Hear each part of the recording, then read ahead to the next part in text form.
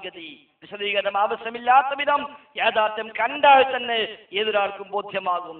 ഇനി ഇവർ പ്രദർശിപ്പിക്കുന്ന മറ്റൊന്ന് കെവിയുടെ തന്നെ മറ്റൊരു പരാമർശമാണ്. സമുദായത്തിലെ വിശ്വാസവുമായി ബന്ധപ്പെട്ട് അതിൽ കടന്നു വരുന്ന അന്ധവിശ്വാസങ്ങളെ അദ്ദേഹം സമുദായത്തിന് ബോധ്യപ്പെടുത്തി കൊടുത്ത് ശരിയല്ല എന്ന് ശിർക്കിന്റെ വഴികളെപ്പറ്റി ബോധ്യപ്പെടുത്തി കൊടുക്കുന്ന ഒരു സംസാരത്തിനിടയിൽ അതിനൊരു ഉദാഹരണമെന്നോണം നമ്മുടെ നാട്ടിൽ നടക്കുന്ന പല രീതികളും പല സംസാര ശൈലികളും അദ്ദേഹം പറയുകയും അങ്ങനെയൊക്കെ പറയുന്നുവെങ്കിൽ പ്രവാചകനെ പറ്റിയും അങ്ങനെ പറയേണ്ടി വരുമെന്ന് ഈ സമുദായത്തെ അങ്ങനെ ഒരിക്കലും വിശ്വസിച്ചുകൂടാ എന്ന് ബോധ്യപ്പെടുത്താനായി കെ.വി. അബ്ദുൽ പറഞ്ഞപ്പോൾ അത് മുറിച്ചെടുത്ത് അത് ക്ലിപ്പാക്കി ഇപ്പൊ മുസ്ലിയാക്കന്മാർ നാട്ടിൽ നടക്കുന്നു. നിബിധങ്ങളുടെ ജന്മത്തെക്കുറിച്ച് നിബിധങ്ങൾ ജനിച്ചത് തന്നെ ശരിയായ രൂപത്തിലല്ല എന്ന നിലക്ക് ഉള്ള പ്രചാരങ്ങൾ നിർവഹിച്ചു കൊണ്ടിരിക്കുന്നു. ദജ്ജാലിനോട് ഉപമിച്ചുവെന്ന് പോലുമാണ് ഇപ്പൊ അവർ പറഞ്ഞുകൊണ്ടിരിക്കുന്നത്. അലവി സഖാഫിയുടെ ഏറ്റവും പുതിയ ആരോപണം അങ്ങനെയാണ്. പണ്ട് പറഞ്ഞെന്താ ദജ്ജാലിന് വിളിച്ചു എന്നാ. ഇപ്പൊ യാഥാർത്ഥ്യം ആളുകൾ പലരുടെയും കൈകളിലേക്ക് എത്തിയപ്പോൾ അവർക്ക് മനസ്സിലായി ഇനി അത് പറഞ്ഞാൽ വിശ്വസിക്കൂല. അപ്പൊ ഇപ്പൊ പറഞ്ഞെന്താ ദജ്ജാലിനോട് ഉപമിച്ചുവെന്നാ പറയുന്നത്. എന്തായാലും എന്താ വസ്തുത കാണുന്നതിന് മുമ്പ് ആദ്യം അവർ ഇടാറുള്ള പ്രദർശിപ്പിക്കാറുള്ള കഷ്ണങ്ങൾ ഞാൻ പ്രദർശിപ്പിക്കാം. ശേഷം ഇൻഷാ അല്ലാഹ് യാഥാർത്ഥ്യവും കാണിക്കാം. അവർ ചെയ്യുന്ന ചെയ്തി എന്താണ് എന്നോ.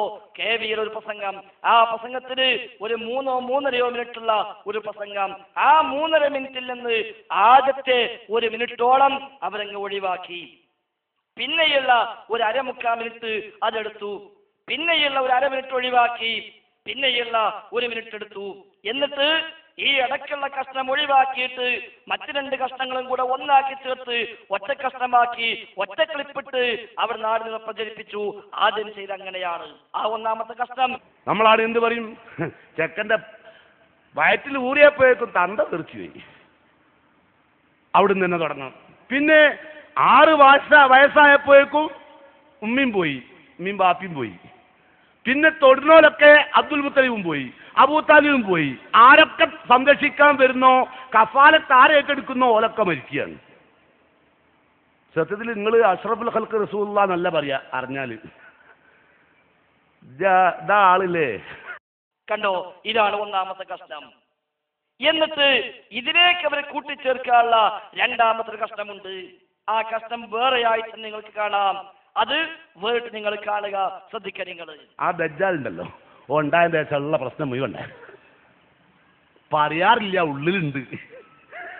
മുജാഹിദുകൾക്ക് ഉള്ളിലുണ്ട്, മറ്റോള് പറയാറുണ്ട്. ഇതാണ് രണ്ടാമത്തെ പീസ്.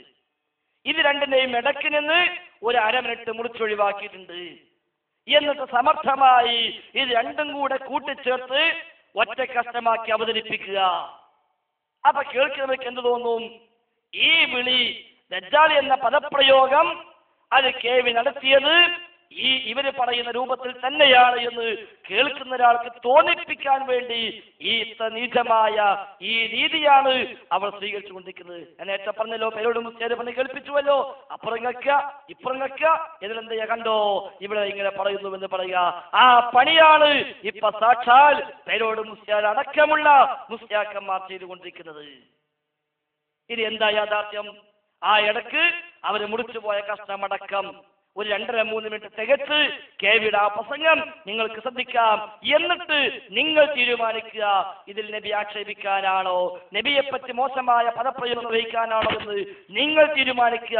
ഞാനൊന്നും പറയുന്നില്ല, ശ്രദ്ധിക്കുക. നിങ്ങൾ അള്ളാഹുവിൽ ഒരു പങ്കു ചേർക്കുക എന്ന് പറഞ്ഞാൽ വളരെ നിസ്സാരമായ ഒരു കാര്യത്തിൽ പോലും, ഉദാഹരണം പറഞ്ഞാൽ ശിർക്ക് വെക്കുന്ന ഒരു അംശം, ഞാനൊരു വീടുണ്ടാക്കിയെന്ന് സങ്കല്പിക്കുക. ഞാൻ പറയുന്നു ഇവിടെ താമസിച്ചതിന് ശേഷം എനിക്കെന്താന്ന് അറിഞ്ഞൂടാ, ഒരു പ്രയാസം, ശിർക്കാണ്. എനിക്ക് ഈ കുട്ടി ഉണ്ടായപ്പോൾ എന്താന്ന് അറിഞ്ഞൂടാ, വല്ലാത്ത പ്രയാസം.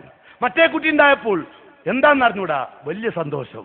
ഇതില്ലാത്ത ആരെങ്കിലും ഈ കൂട്ടത്തിലുണ്ടോ? ഇപ്പം വലിയ മുജാഹിദായെന്ന് പറഞ്ഞ ഉദ്ദേശങ്ങളുണ്ടല്ലോ, വലിയ മുജാഹിദാണ് ഇപ്പം നമുക്കുണ്ടോ ഈ വിശ്വാസമല്ലേ? ഉണ്ട്. പക്ഷേ മുഹമ്മദ് മുസ്തഫ സല്ലല്ലാഹു അലൈഹി വസല്ലമയുടെ ഭൂലോകത്തുള്ള ജനനം തന്നെ ആ വിശ്വാസത്തിന്റെ വേരിന് കോടാലി വെച്ചുകൊണ്ടാണ് മുഹമ്മദ് മുസ്തഫ സല്ലല്ലാഹു അലൈഹി വസല്ലം അവിടെ പിറന്നു വീണത്, അല്ലേ?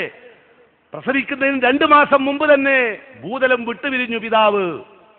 നമ്മളാണ് എന്ത് പറയും, ചെക്കന്റെ വയറ്റിൽ ഊറിയപ്പോഴേക്കും തണ്ട തെറിച്ചുപോയി. അവിടുന്ന് തന്നെ തുടങ്ങാം. പിന്നെ 6 വയസ്സായപ്പോഴേക്കും ഉമ്മയും പോയി, ഉമ്മയും ബാപ്പിയും പോയി. പിന്നെ തൊടുന്നോലൊക്കെ അബ്ദുൽ മുത്തലിബും പോയി, അബൂതാലിബും പോയി. ആരൊക്കെ സംരക്ഷിക്കാൻ വരുന്നോ, കഫാലത്ത് ആരെ ഏറ്റെടുക്കുന്നോ ഓലൊക്കെ മരിക്കുകയാണ്. സത്യത്തിൽ നിങ്ങൾ അഷ്റഫുൽ ഖൽഖ് റസൂലുള്ളാഹി എന്നല്ല പറയാ അറിഞ്ഞാൽ. ഇതാ ആളില്ലേ നമ്മൾക്കുള്ളതൊക്കെ ചില കുട്ടികൾ ഉണ്ടായാലും നമ്മൾ പറയും എൻ്റെ മറ്റേ കമ്പനി ഉണ്ടായതും ഈ പീടുണ്ടായതും ഇവ ഉണ്ടായതിൻ്റെ ശേഷം. ആ ദജ്ജാലുണ്ടല്ലോ ഓ ഉണ്ടായതിൻ്റെ ശേഷമുള്ള പ്രശ്നം മുഴുവൻ ഉണ്ടായ പറയാറില്ല, ഉള്ളിലുണ്ട്. മുജാഹിദുകൾക്ക് ഉള്ളിലുണ്ട്, മറ്റോൾ പറയാറുണ്ട്.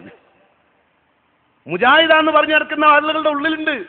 ചിലവർ പറയുന്നുണ്ട്, ചില ഭാര്യമാർ ഇത്തരം ആളുകളോട് പറയും, ഞാനിവിടെ വന്ന് കയറിയതിൻ്റെ ശേഷമല്ലേ നിങ്ങളുടെ ഖൈറുണ്ടായത്, അപ്പം നിങ്ങൾ തല കുലുക്കിയിട്ട് അതൊക്കെ ശരിയാണ്, എൻ്റെ ഖൈർ തന്നെയാണ്. പറയാത്ത ആളുകൾ ആരാള്? അള്ളാഹിന്റെ അനുഗ്രഹമാണ്. പടച്ച തമ്പുരാൻ ഒരാൾ നമ്മുടെ കൈവശം വരുമ്പോൾ അവർക്കുമുള്ള ചെലവ് നമ്മുടെ കയ്യിൽ നൽകും. അത് പടച്ച തമ്പുരാന്റെ നിയമമാണ്. എന്നല്ലാതെ ഒരാൾ കയറിയാൽ എന്തെങ്കിലും ഒരു ഗുണമുണ്ടാവുമെന്ന് വിശ്വസിച്ചാൽ പോയി. അതുകൊണ്ട് ആ ഗുണ ഉണ്ട് എന്ന് വിശ്വസിക്കുന്നോടത്താണ് ഈ ആൾ ദൈവങ്ങൾ ഉണ്ടാകുന്നത്. കണ്ടോ സഹോദര, ഇത് മുഴുവനായും കേട്ട ഒരാൾക്ക് ഈ പ്രസംഗം മുഴുവൻ കേൾക്കണ്ട, ഈ ഒരു 3 മിനിറ്റ് തികച്ച് കേട്ട ഒരാൾക്ക് എങ്ങനെയാണ് ഇങ്ങനെ പറയാനാവുക? ഇത് ഇവര് ഇങ്ങനെ 2 കഷ്ണം കൂടെ ഒറ്റന്നാക്കി നാടുകളെ പ്രദർശിപ്പിച്ചപ്പോൾ മുജാഹിദുകൾ അതിന്റെ യാഥാർത്ഥ്യം ആളുകൾക്ക് ബോധ്യപ്പെടുത്തി കൊടുത്തു. അത് പല സ്ഥലത്തും പ്രദർശിപ്പിച്ചു, അത് സീഡിയാക്കി വിതരണം ചെയ്തു.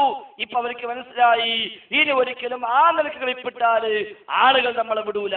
അതുകൊണ്ട് ഇപ്പൊ ആ കഷ്ടം അടക്കം കൂട്ടിയിട്ടാണ് ഇപ്പൊ സഖാഫിമാർ ഇടുന്നത്. എന്നിട്ട് ഇപ്പൊ പറയാ, കണ്ടോ ദജ്ജാലോട് ഉപമിച്ചു എന്നാ ഇപ്പത്തെ കംപ്ലൈന്റ്. ആ കംപ്ലൈന്റും കേട്ടോളൂ നിങ്ങൾ. അലവി സഖാഫി തന്നെ പറയട്ടെ. വേറൊരു മൗലവിന്റെ മുജാഹിദിന്റെ ഖുർആൻ ലേണിംഗ് കോഴ്സിന്റെ director K V Abdul Latheef മൗലവി, അയാൾ റസൂലുള്ളാഹി തങ്ങളെ കുറിച്ച് പറഞ്ഞിട്ട് എന്താ പറയുന്നത് എന്നറിയോ? അയാൾ പറയുന്നത്, സംഗതി അറിഞ്ഞാൽ റസൂലിനെ കുറിച്ച് നിങ്ങൾ അഷ്റഫുൽ ഖൽഖ് എന്ന് പറയില്ല. പിന്നെ ദജ്ജാലിനോട് ഇങ്ങനെ ഉപമപ്പെടുത്തിക്കൊണ്ടുള്ള ഒരു ശൈലി കേട്ടോളൂ. അയാൾ പറയുന്നത്, ഞാൻ പറയുന്നില്ല, അയാൾ എന്നെ പറയട്ടെ. അല്ലേ, പ്രസവിക്കുന്നതിന് 2 മാസം മുമ്പ് തന്നെ ഭൂതലം വിട്ടുപിരിഞ്ഞു പിതാവ്. നമ്മളാണ് എന്ത് പറയും, ചെക്കന്റെ വയറ്റിൽ ഊറിയപ്പോഴേക്കും തണ്ട തെറിച്ചു പോയി. അവിടുന്ന് തന്നെ തുടങ്ങണം. പിന്നെ 6 വയസ്സായപ്പോഴേക്കും ഉമ്മയും പോയി, ഉമ്മയും ബാപ്പിയും പോയി. പിന്നെ തൊടുന്നോലൊക്കെ അബ്ദുൽ മുത്തലിബും പോയി, അബൂതാലിബും പോയി. ആരൊക്കെ സംരക്ഷിക്കാൻ വരുന്നോ, കഫാലത്ത് ആരെ ഏറ്റെടുക്കുന്നോ ഓലൊക്കെ മരിക്കുകയാണ്. സത്യത്തിൽ നിങ്ങൾ അഷ്റഫുൽ ഖൽഖ് റസൂലുള്ളാഹി എന്നല്ല പറയാ അറിഞ്ഞാൽ.